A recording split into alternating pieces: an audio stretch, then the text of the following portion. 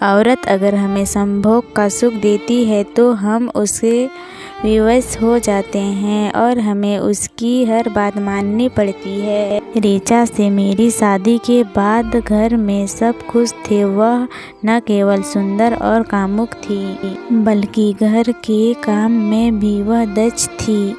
माँ और पिताजी उससे बहुत खुश थे और मैं भी। शादी के 4 साल बाद माँ की मृत्यु हो गई और घर की सारी जिम्मेदारी ऋचा पर आ गई। इस बदलाव के साथ ही उसके व्यवहार में भी परिवर्तन आने लगा। माँ की मृत्यु के बाद पिताजी की देखभाल का जिम्मा भी ऋचा पर आ गया। अक्सर पिताजी की जिम्मेदारी पूरी करने में उसे फालतू काम लगता था। एक दिन जब ऋचा बाथरूम से तौलिया लपेटकर निकली, पिताजी के नज़र चुराकर अंदर चले गई। इस घटना पर ऋचा ने मुझसे शिकायत की। मैंने उसे ध्यान रखने को कहा, लेकिन उसने कड़े शब्दों में कहा कि यह घर उसका भी है और वह जैसे चाहे वैसे रह सकती है। ऋचा ने मुझ पर दबाव डाला कि पिताजी को नीचे के कमरे में शिफ्ट कर दूं। मैं मजबूर था और पिताजी का सामान नीचे शिफ्ट कर दिया।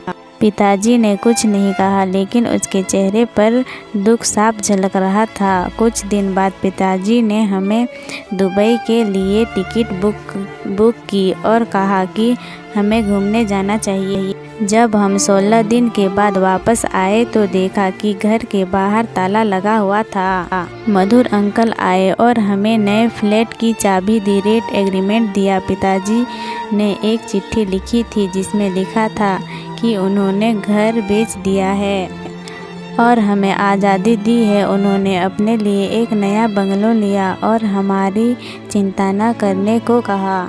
मुझे यह समझ नहीं आया कि मैंने अपने पिता के दुख को कैसे अनदेखा कर दिया। पिताजी ने हमें कभी यह बात नहीं बताई कि उन्होंने कैसे क्यों किया, लेकिन अब मैं और ऋचा समझते हैं कि उन्होंने क्या सहा होगा।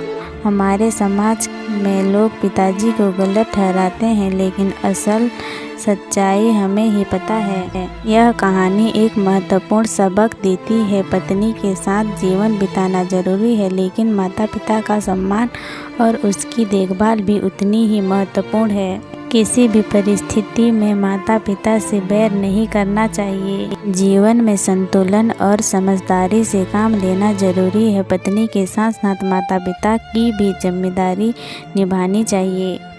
यह कहानी हमें यह याद दिलाती है कि जीवन में दोनों के बीच संतुलन बनाए रखना ही सच्ची सफलता है।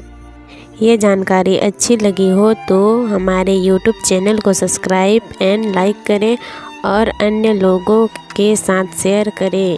Thank you so much.